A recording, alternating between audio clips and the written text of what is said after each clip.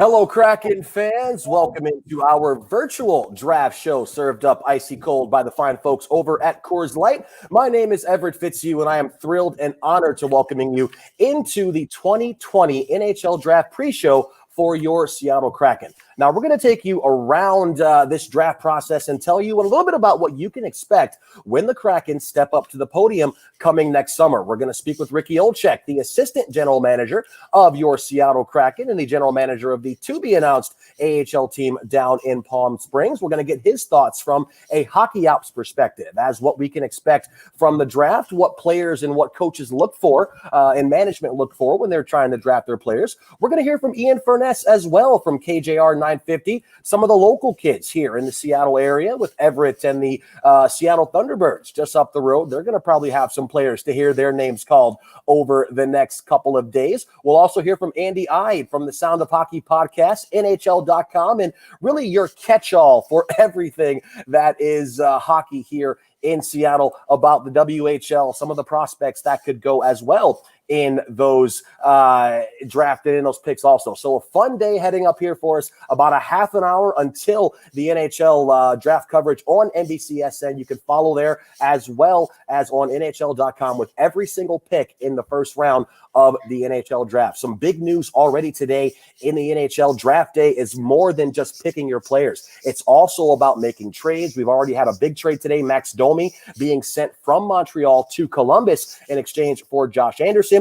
Carl Alsner placed on waivers today by Montreal. The Wings buying out Justin Abdelkader. So a ton of news already, and we're about 58 minutes away from the draft. A historical draft as well for the NHL. It is all virtual. Thanks a lot. COVID-19 was supposed to be in Montreal this year. Next season, it looks like it's going to be back in Montreal. Hopefully, we'll be able to be there when the Kraken step up to the podium. Also historic, as this will be the final draft that does not include your Seattle Kraken. So get ready as a dry run coming for Hockey Ops for our content team as well to see what we can expect for next season. Let's get started, shall we? First up, we'll have Ricky Olczyk, the assistant general manager, I should say, of your Seattle Kraken. Ricky, how's it going, man?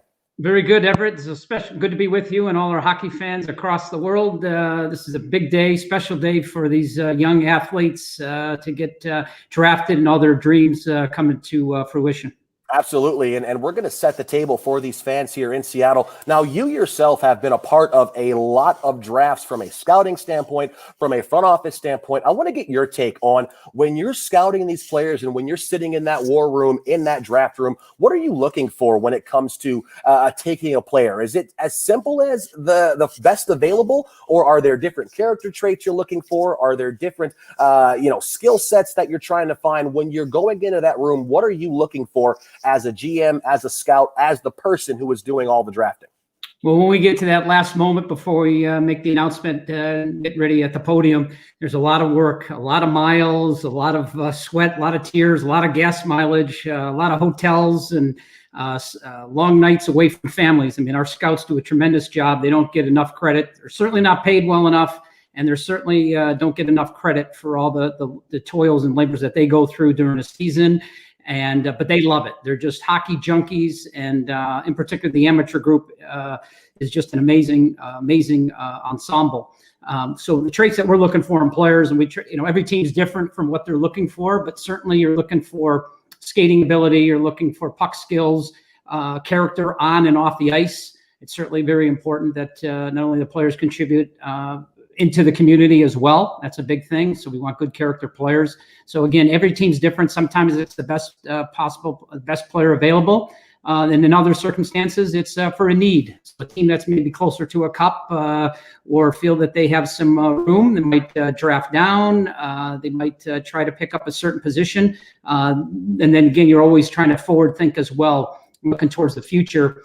What do you have in your system in terms of coming up? Do you have a few defensemen in the cupboard? So you might have to then focus a little bit more on the forwards aspect, or how's your goaltender situation? So there's a lot of different things that go through in a draft, and you never know when you're going to get a phone call from a general manager or another team and saying, hey, look, we'd like to move up in the draft, or would you like to move down? And so you got to think and weigh all those options as well. You mentioned being able to see all of these players and putting all the miles on your car, traveling all over the world. You and I were talking yesterday. You saw a lot of these players that we're going to hear over the next 48 hours at the World Junior Championships. You went to the OHL prospect game as well. So when you're doing all of this traveling, you get to know these players not only from an athletic standpoint, but I guess also from a personal standpoint as well. Who are some of the players that we can hear over the next couple of days that really have stood out to you? Obviously, everyone knows Quentin Byfield and Alexis Lafreniere, all the top two probably, but who are some other guys that we can expect to hear over the next few days, especially today in the first round? Well, again, there's it's again we had the benefit and blessing of ownership, our ownership group, our great ownership group, to allow us to go out and scout these tournaments in advance. So we start building up the database on players, because this could be very important for us as we're monitoring players for potential trades down the road, to see as possible free agents, etc. So that was very important. That's we try to take advantage of that this year. Some of the players that you just mentioned, I think Stutzel is going to be an interesting name. A kid out of Germany, has a chance to be the highest taken German player in National Hockey League history. Could end up at number 2 or 3. We'll see. Big year for the German program overall, with Leon Draisaitl winning the MVP and Players Player Award. So a lot of hardware there for Germany, and it's going to be a good year for them. I mean, you got a young, good defenseman and a couple of good defensemen. You had Jeff Sanderson's son out of the U.S. National Developmental Program. Big defenseman, 6'2", can lean on people, very physical. You got Drysdale, a big skating defenseman, 5'11", skating defenseman, very fluid, exceptional skater, very good hockey sense, could move across the blue line very fluidly with the puck. So he's, again, those are probably your 2 top defensemen potentially. And then you got a few other players on the board. So you got couple of good European players, and I think we're probably going to see some players that some of our folks maybe in the Northwest regional start seeing probably midway through the first round. Kraken Assistant General Manager Ricky Olczyk joining us today here on our pre-show, served up by Coors Light, also KJR 950 here in Seattle. All right, so this is really a dry run for the Kraken front office and the hockey ops staff. Seattle not picking in this year's draft, but next summer will be stepping up to the podium. When you look at all of the teams that are going to be drafting, and in particular your Vancouvers, your San Jose's, the teams that are going to be in your division in that inaugural season, what are some things that you guys are going to be looking for in terms of your rivals, these soon-to-be rivals that are going to be facing off against the Kraken in the regular season and obviously in the playoffs down the road? Well, certainly we like the sound of that. Playoffs is always a good thing. We have the instant natural rivalry with the Vancouver Canucks, obviously, literally in our backyard. So just north of the border of our Canadian brethren. And so that's going to be exciting. And obviously we're keeping it close. We don't have any skin in the game, if you will, in this draft and in this free agency period. But however, we're keeping a close watch and monitoring players, again, whom we're going to be playing against, potential trades down the road, as I alluded to earlier.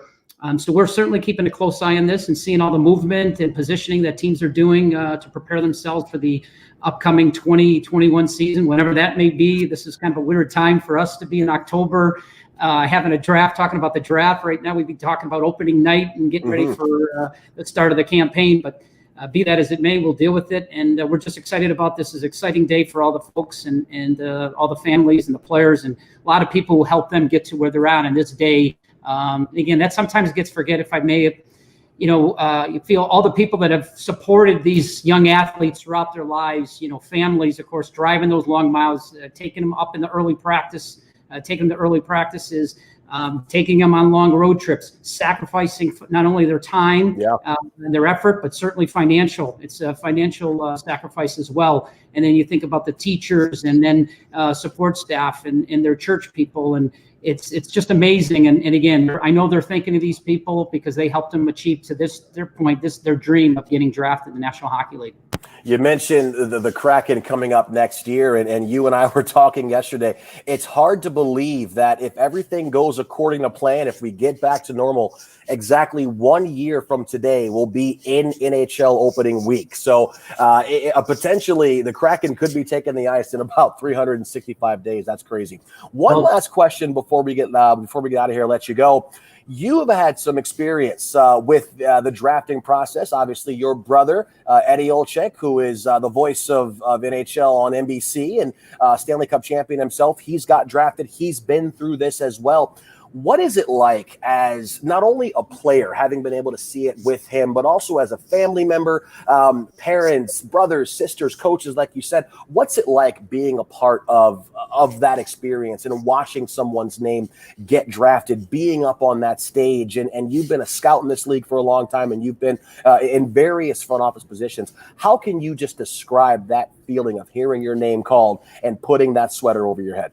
Well, I tell you, there's nothing more special to see a loved one, a brother in this case for me. When Eddie was drafted, I knew and again, it happened to be his hometown favorite team, the Chicago Blackhawks. So a native son to be drafted by the hometown team was something even more special. But just to see, and again, that's unfortunate this year. But again, I think it's an appreciation of how wonderful and how great the greatest league in the world handles the draft, the National Hockey League, where again, when the kids are sitting there, the young men are sitting in the stands with their families, with their supporters, with their loved ones, and then their name is called and they're walking down first before they ended up walking down the stairs to go don that jersey for the first time. They're hugging everybody and the emotions are just so overcome. And it's just amazing. I remember a few years ago when Ray Bork's son was drafted, and just the emotion, the tears that he had, Keith Tkachuk, to see there. Like I said, I mentioned about Jeff Sanderson's boy. It's just an incredible thing to see, because again, all the time and all the effort and all the pucks that were shot in the garage and the holes that were left and the marks that were left in the garage and, things that were destroyed inside. But again, to keep getting better and get better and pursue their dreams and not let any of these obstacles get in their way, it's just an incredible milestone, incredible day. And I know these people will just remember it forever. I'm reminded by the story about Connor McDavid, how in his home, his backyard, his garage, he would shoot pucks for hours and hours against the side of the garage. And his mom actually showed a picture of that garage wall, and there was all types of holes and puck marks and everything. So it is a lot of hard work, but ultimately this is what the dream is, to get to the NHL. And it's not over once you get drafted. These players still potentially may find themselves back in junior. Some of them may go to college. Some of them may go to the minor leagues as well. So we're going to delve into all of that coming up here later on in our first half hour. But Ricky Olczyk, assistant general manager of your Seattle Kraken, thank you so much for joining us. You're not done, though. You're going to be coming back with us and talking to us later on in the show. We're going to have our wrap-up half an hour after pick 31 is selected. So we'll talk to you here probably in about 4 or so hours' time. Thanks so much for your time, Ricky. No problem, Everett. Thank you. It's with all that time. Hopefully, we don't get any delays because this old guy's I may have to take a nap before I get back on. I'm looking forward to coming back and seeing all the fun during the first round. You never know. There's always surprises of people moving up, and then also there might be a few trades. So stay tuned, and it should be a lot of fun. Obviously, anytime we can talk hockey, there's nothing better. Ricky Olczyk going to get some coffee and some beauty sleep, and we'll talk to him here in a little bit. Thanks so much, Ricky. Appreciate it, man. Thank you, Everett. Talk to you in a bit. All right, that was Kraken assistant GM Ricky Olczyk, and you heard it right there, as it's an opportunity today for a lot of these players to really realize their dream. I mean, some of these guys have been playing hockey since before they could walk. Players learn how to skate before they can even walk. So being able to hear your name called and to pull that sweater over your head is phenomenal. And I can only imagine what it's been like for the McDavids of the world, the Sidney Crosbys of the world, but also those 6th and 7th, those late round picks who maybe weren't expected to hear their names called and now find themselves in a position in the NHL to make a difference on the Stanley Cup, working on Hall of Fame careers, what have you. So a lot to be decided here over the next 24 to 48 hours. But we're going to head on to our next guest right now, Ian Furness, who is over at KJR 950 here in Seattle. We're going to discuss some of the local kids that can potentially hear their names called over the next 48 hours, and then just a little bit about how the NHL draft compares to the MLB draft, the NFL draft, NBA draft. A lot of folks may not know how this draft works, so we're going to get Ian's comments on that. Ian, I see you on the screen. Thank you so much for joining us here today. Hi, Everett. How are you, man? Welcome to Seattle. Thank you very much. Thank you very much. I'm doing well. And before we get in on this, if you guys have any questions, feel free to throw those into our group chat. We'll get to as many as we can today. We may even have a little bit of a Q&A segment in our second half hour. But Ian, I want to dive right into this draft here. Lots of local Seattle area players from Everett, from the Thunderbirds. If you want to go out a little bit further, Portland and Spokane. We've had a lot of players in the past have heard their names called on the NHL's draft stage. Who are some guys that we can hear today and tomorrow that Seattle fans and greater Seattle fans will want to know and will want to recognize here coming up over the next few years? Well, most of the Thunderbird players are expected to be day two guys, so we'll start there. The first name that we're going to be hearing that's a Northwest player, more than likely will be Seth Jarvis from the Portland Winterhawks. Right shot centerman, just had 98 points in 58 games this past season. And, we do games locally here on Joe TV with the WHL package. And watching this guy, I saw him, Everett, when he first came into the league. He played a handful of games for the Winterhawks as a 15-year-old.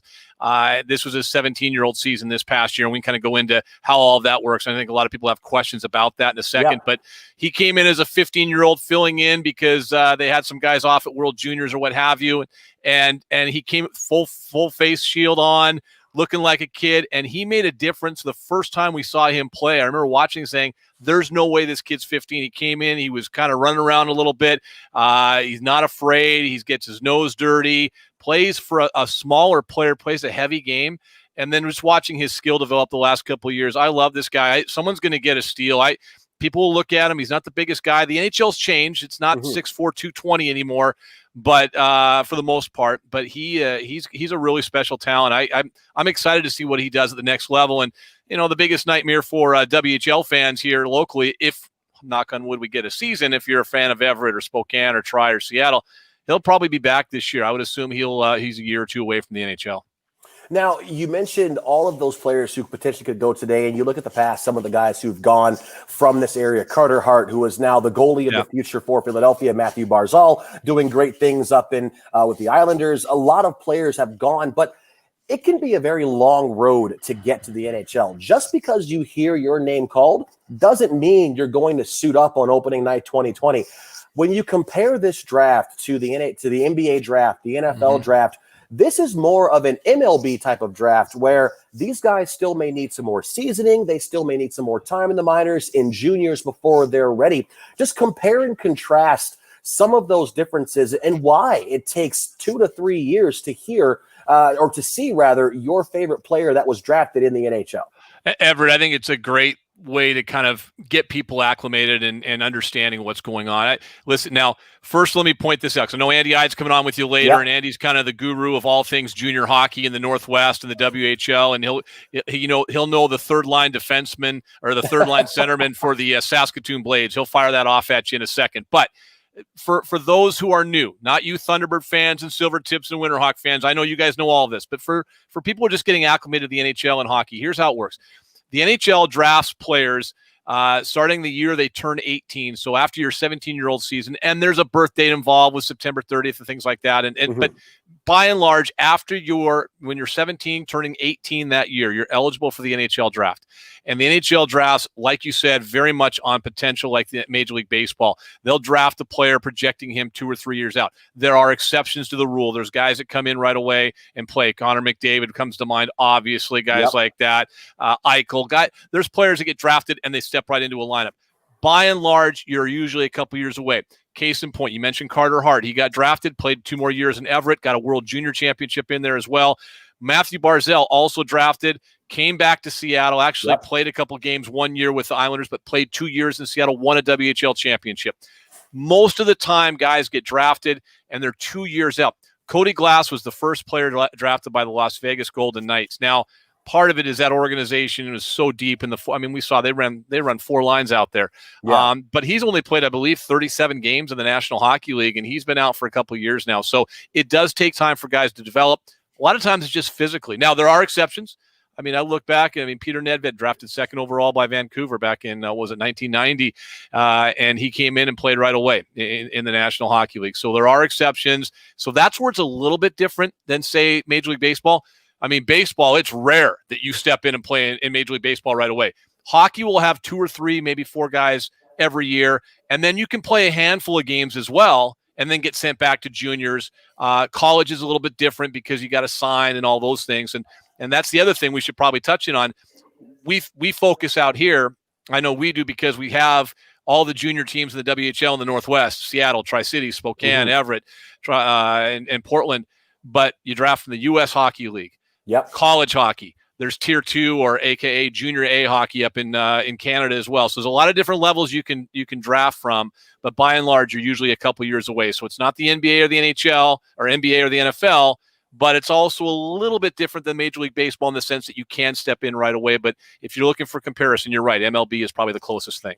Ian Furness from 950 KJR and Daniel Hren in the live chat reading my mind. You mentioned Vancouver. I think this is a great segue into our final question. We've got about a minute and a half, 2 minutes left here in this segment. The expansion draft coming up here at some point next summer for the Seattle Kraken. And you and I were discussing yesterday through our rehearsal, building a team and trying to find that identity. When you're building the Seattle Kraken team, what's that blueprint look like for you? I mean, are you competing with Vancouver, other teams in the division? Because you're playing the most games against this Pacific Division. You're going to be playing these teams in the playoffs. So when you're building that team, what's that blueprint look like? I think that's the greatest unknown, Everett. I mean, I wish I had an answer, and I'm not even sure if Ron Francis knows what the answer is right now, or Ricky or anybody else. You know, they've got to put together their amateur staff. It's going to be hard because we're not sure if we're going to have amateur hockey this year, you know, or what form it's going to be. The Quebec League just had some issues with COVID-19, but I think if you're looking for a blueprint for the future, first of all, let's not compare it to Vegas. You know, what happened in Vegas, what they were able to do down there, what McPhee and Kelly and Bobby Lowe's and those guys did down there was extraordinary. And they took advantage of basically GMs that had not seen an expansion draft in over a decade. These guys will be a lot more prepared. It's going to be harder for Ron and everybody to kind of build it up. But I think the blueprint for a team is still pretty simple in the NHL. You better have a good power play. You better have some offensive-minded defensemen. You better get a right shot defenseman along the way. Unless his name's Victor Hedman and shoots from the left side, you better have a guy on the right that can shoot it from the right side on that power play. And I think you still have to play a heavy game. I think that still has to come in. I mean, Big Rig for Tampa was a difference maker. There is no doubt about that. I mean, he made a difference. You look at how Vegas plays. They play a heavy, strong. They get up and down. They roll 4 lines at you, but they play tough. You have to have that element. I'm not talking about dropping the mitts every few minutes. It's not that way anymore. But you better have somebody to protect the young guys, and you better be able to grind some guys and go in the corners, and that has to happen. And obviously, goaltending is huge. The best thing about this is they'll get a good goaltender next year. The Kraken will find a good goaltender because you can only protect the one. I mean, if our friends up north if they re-sign Markstrom, well, they're going to have to one of those guys will go. So, and every team is in that way. Every team, there will be good goaltending here. We know that for a fact. You can win and be competitive every night, but I still think you need to have skill on the back end, guys that can move the puck out of your end, right shot defenseman, good power play, and good goaltending, and they'll find good goaltending. Everything else, we'll see. So the takeaway from that, it sounds like what happened in Vegas will stay in Vegas. I think so. Let's not compare Vegas. That bar is awful high, and that was extraordinary in all sports. I mean, the MLS is the only sport that really sets teams up to win the very first year. Outside of Major League Soccer, it's hard to do. Yes or no question. Speaking for the fans, playoffs is the minimum bar for the first year for the Kraken. Competitive is the minimum bar. Be competitive night in and night out. Play a fun brand of hockey. Just be competitive. And I think that I think the way the draft's set up, the expansion draft, they'll be competitive. I think that's what you need to hope for, and that's what you'll get the first year. Fair enough. Ian Furness from 950 KJR, thank you so much for joining us here today. Enjoy the draft. We'll talk to you down the road. Okay. Thanks, Everett. All right. That was Ian Furness from KJR. And one final guest coming up here as we are about 6 or so minutes away from the pre-draft show on NBCSN. Be sure to catch the entire first round of the 2020 NHL Draft virtual this year on NBCSN. Before we get into Andy Eide, seeing a Seattle hockey writer, just catch-all for hockey here in Seattle. I know that he is going to have his eye very much on this draft here. And I want to dive right in as you are the WHL expert. We've got so many teams within 200-300 miles of this great city of Seattle. Give me about 5 names that you're looking for. And I know we talked to Ricky Olczyk earlier in our conversation, but who are you specifically looking at? Maybe outside of the top 10, top 15 picks who could be some surprises, especially from Everett or Seattle? Yeah, well, when it comes to Everett and Seattle, Everett's got about 3 players that I think are sure things. They'll all go to day 2 tomorrow. The first one is Casper Pudio, who's their defenseman they got at the trade deadline this last year. Great passer, great vision, great on the power play. He should go, third, fourth round. They also have another defenseman, Ronan Seeley, who's kind of an all-around two-way defenseman. He got stuck behind some more veteran D-men last year, but this next coming season he'll really take off. And then a guy that I really like, it was easy to root for, is Gage Gonzalez. He's a kid who's in his second year of eligibility for the draft. Last year as a rookie, he only scored 1 goal, had 15 assists, but this year he exploded. He scored over 30. Wasn't on the central scouting list to start the year, but he's flown up that. He could go, third round, and it's just an easy guy to root for. They also have another import, Michael Goot, who could hear his name drafted. So I think Everett's looking at maybe 4 guys who might get drafted. In Seattle, as Ian mentioned, it's going to be second day. They've got 3 guys who are kind of in the mix. Another import defenseman, Simon Kubicek from the Czech Republic. He's got a big shot on the point. Had a really good season at the World Junior Championships this past year. Another defenseman in Tyrell Bauer.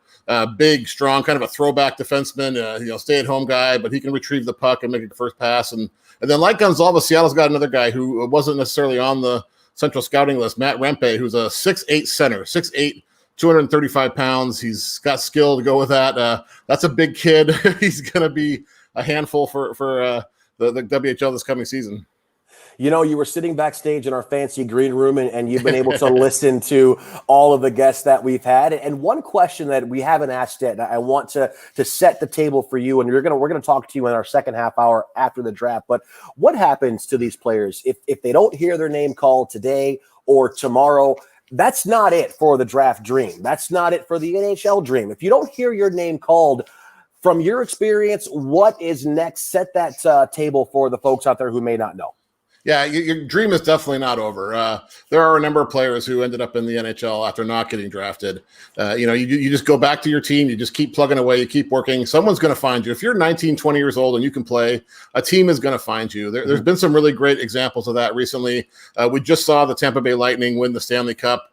Tyler Johnson plays for them. He's from Spokane. He played for the Spokane Chiefs. 4 years for the Chiefs, wasn't drafted, but signed as a free agent after his 20-year-old season with Tampa Bay. Just raised the Stanley Cup.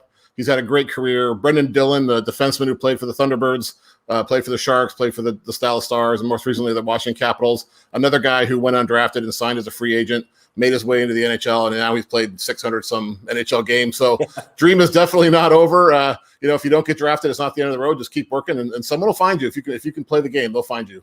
And it's amazing just how many players recently, historically, have never been drafted, but have gone on to 1,000 game careers, 500 goal careers, Stanley Cup careers. So it's definitely something that if your name's not called, it's not over. You can find your way into the NHL. I know it sounds cliche, but if there's a will, there's a way to get into it. So like Ricky Olczyk, Andy, you're not done. We're going to keep you back in that fancy green room for about 4.5 hours. We're going to watch the NHL draft coming up. And then we're going to get your thoughts on what you have seen. If we have any Seattle or Everett or Portland, Spokane, Tri-City, any of those players go, we're going to get your thoughts on them. And thanks so much for joining us here this first half hour of the Seattle Kraken pre-draft show. We'll talk to you here in a little bit. All right, my pleasure, Everett. See you in a little while. All right, that was Seattle hockey writer Andy Eide, your catch-all for pretty much everything hockey here in Seattle. He's done some contributions for NHL.com and for us here as well. So that's going to wrap it up for the first half hour. Tons of great information that you just heard. Want to thank Mr. Olczyk, Ricky Olczyk, the assistant general manager for your Seattle Kraken, Ian Furness as well from 950 KJR, and of course Andy Eide coming up in our second half hour following the draft. Once pick 31 has gone, you'll be able to tune right back in here and catch our analysis on that draft. Ricky Olczyk will be joining us again. Dave Softy, Mahler also from 950 KJR will join us, and Andy Eide will be here to wrap everything up. So thank you so much, Coors Light, for joining us here for our pre-draft show presented by Coors Light as well as 950 KJR. The NHL Draft coming up next here on NBCSN starting at 4 p.m. Pacific time. And before we go, your Seattle Storm have an opportunity to take home the WNBA championship tonight against the Las Vegas Aces. Tip-off is at 4 p.m. Good luck, ladies, and hopefully we'll be planning a socially distant championship parade coming up here in the next couple of weeks. Enjoy the NHL Draft, the first round coming up on NBCSN. We'll talk to you right after.